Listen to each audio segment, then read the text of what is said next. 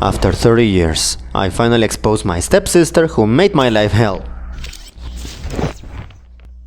And now my family knows the truth.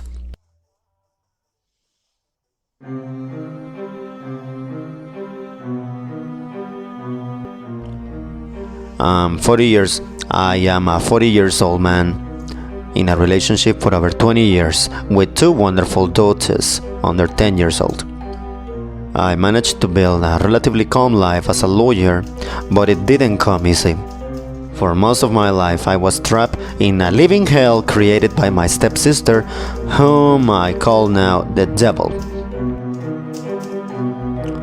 It's the first day of October in the year 2024.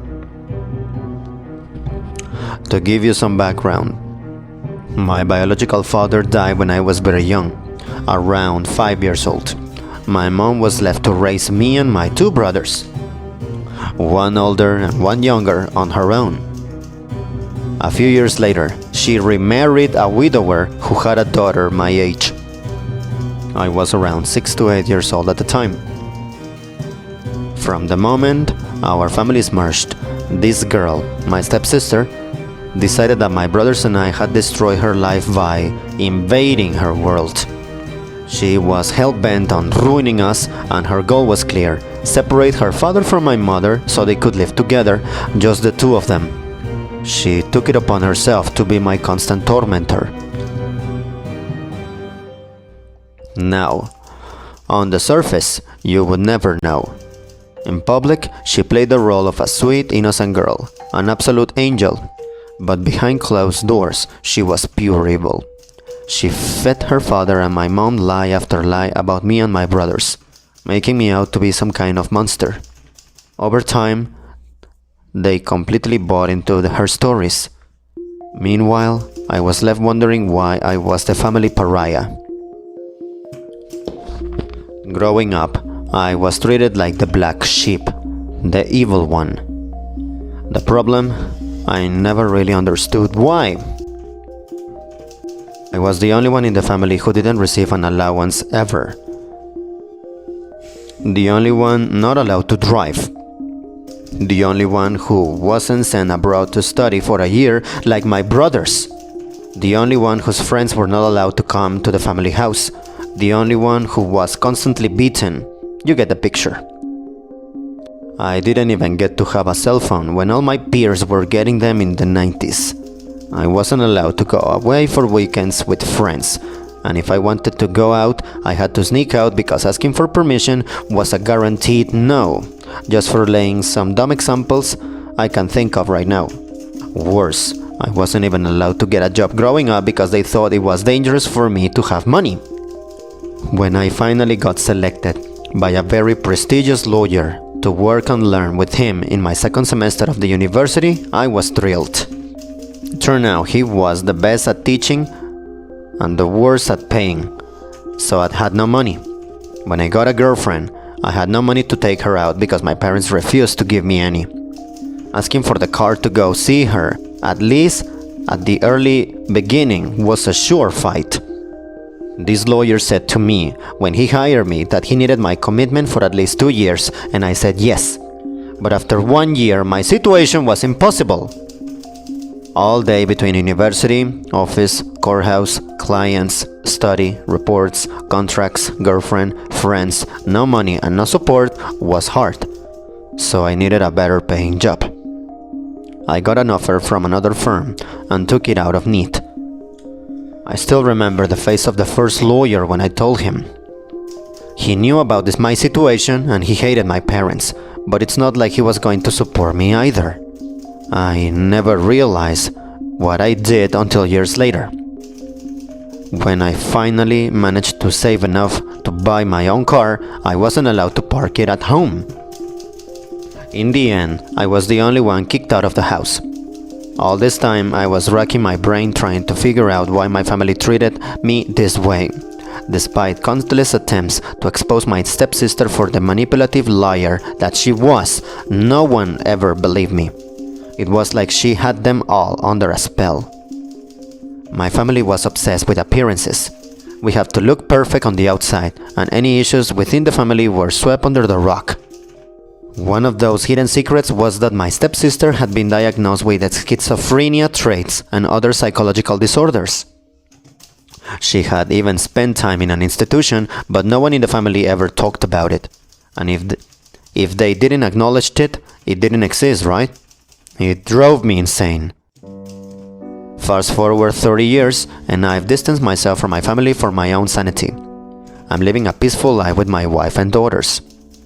Meanwhile, the devil is still single at 40, living with and fully supporting a broke 60-year-old divorced man with a 6-year-old daughter. This guy has no money. Yet, she has chosen to take care of him. It's baffling but also so on brand for her. About 2 years ago, my mom and stepfather asked me for legal advice about their will and estate planning. They wanted to make sure everything was in order for when they passed away. The relationship between us had become cordial at best, but I agreed to help. Then, as always, the devil found out. She completely lost her mind, accusing my mom of trying to rob her of her inheritance. She claimed that because she was the only real daughter, she should be the sole heir. To her, my brothers and I were nothing but thieves trying to take what was rightfully hers. She swore she would destroy us all, my mom, my brothers, and me. Then things got darker. She started spreading vicious rumors within the extended family. She accused my older brother of abusing her when we were younger, around 20 years ago, and she claimed that I had molested 2 of our cousins. She even hinted that my own daughters were in danger around me. Naturally, this caused a huge stir, and my step-uncle, the father of one of the cousins I supposedly molested, was ready to kill me. I'm pretty sure the only thing that stopped him was the fact that we live in different countries. At this point, I knew things were about to spiral out of control. Some of my darkest secrets were at risk of being exposed, so I decided to get ahead of it. I took my wife and I drove to my parents' house.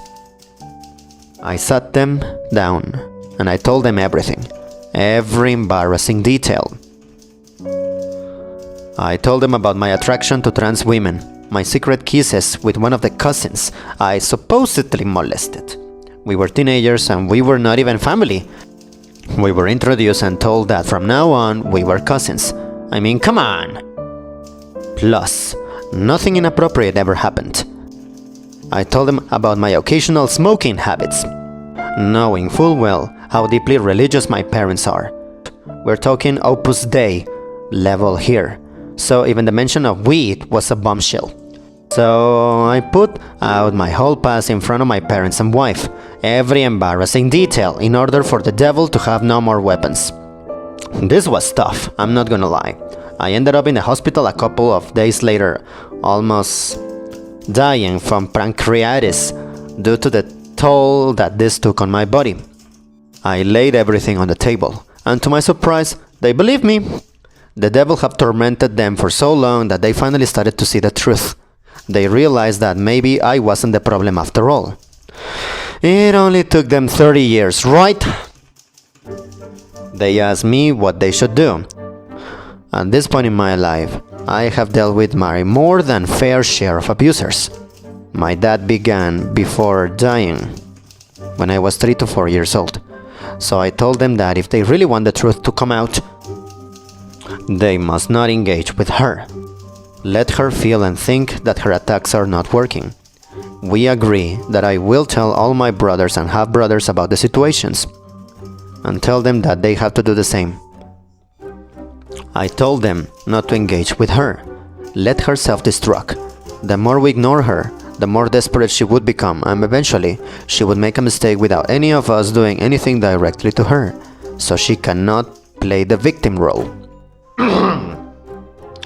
Important here also to note that, as you can imagine, nobody outside the immediate family would ever believe us, since she has always maintained this impeccable image and never ever had made a mistake.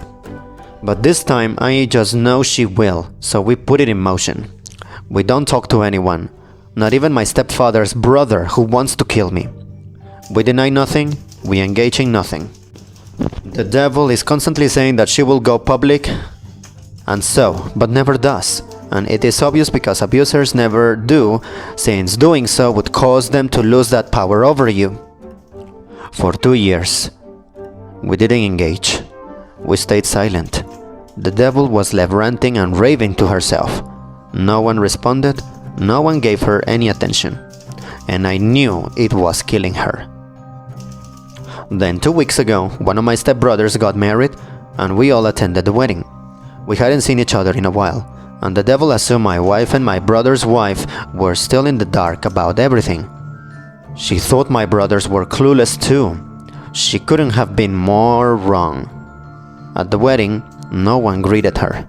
No one acknowledged her broke sugar daddy either. Tons of pictures were taken, but in most of them, she and her boyfriend were conveniently cut out. The next day, she finally snapped and made her first mistake ever. She texted my wife, ranting about how I was a terrible person and a danger to our daughters, saying that we will never speak again, telling her about the horrible human being I am, what a limited and traitorous man I am, and offering to tell her the truth about me when she felt strong and ready. She thought she was dropping a nuke into my marriage. My wife, of course, already knew everything. She finally showed all her true colors there out of desperation, putting out a part of herself that she never revealed in public before.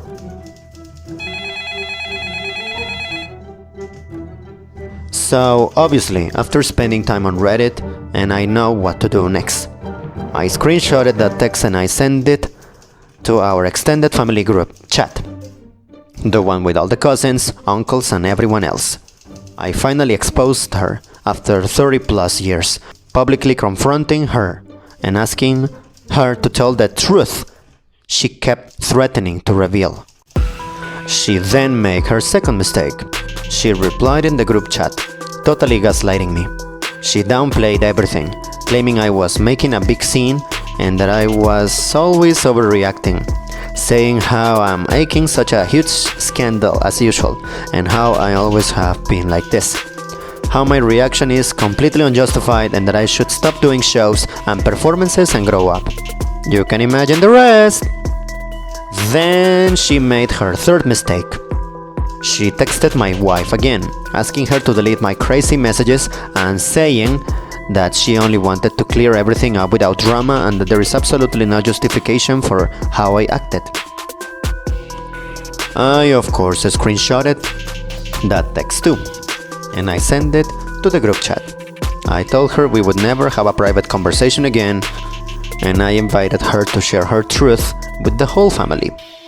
I think that's when she fully grasped the concept that she was in the extended family group chat, and not the immediate family chat, stepfather, mom, and siblings, all of whom she was used to manipulating. She realized she had just exposed herself in front of the whole family. It's been 2 weeks and the group chat is dead silent. My mom called me afterward. She said, I think I'm realizing I may have been wrong about you for almost your entire life. But you forgive me, right? I don't even know how to respond to that. After 30 years of being the scapegoat, the black sheep, I finally exposed the person who tormented me. It almost cost me everything, but it was worth it. And for the first time in my life, I feel safe. I never realized I didn't know how safe felt. I don't know how to move forward, especially with my family. And them beginning to see me differently for the first time in my life. And I'm not sure. And I even want a deep relationship at this point. Thanks for reading me. I would love to read comments and suggestions. And just in case, I must clarify that despite several differences with stepfather growing up, damn it was brutal, to this day our relationship is close to beautiful. At the wedding, he told me he loved me for the first time ever, and I cried like a little kid. Not there, but later. Additionally, I must clarify that I'm not judging anyone for anything, and I am and I have always been, and I have been always responsible for my actions in how to handle this in my life, and I'm not playing the victim of the dice. I'm just trying to tell it as it I'm just trying to tell it as I lived it and as objective as possible. I also do not hold a grudge with my mom, nor do I carry with me a list of her mistakes. She did what she had to do, being a single mother of 3 trying to survive, and did what she best knew how to do. I don't hold anything against her, and we have a cordial relationship and see each other every once in a while for family meals where only mom, stepfather, older brother, younger half-brothers attend. When stepsister is in town, there are no family meals, and I attend mostly because of the girls, so they can have a relationship with their cousins and grandparents. Situations of the past about us do not need to affect them, and the relationship between them, my girls and the rest of my mom, my girls and the rest of the family is always strictly supervised by my wife and I. Also, wife is my angel. She's an angel, she's just precious. I can't begin to describe how grateful I am to her. I deeply love her and we have built something beautiful over the years. Not easy, not for everyone, but beautiful.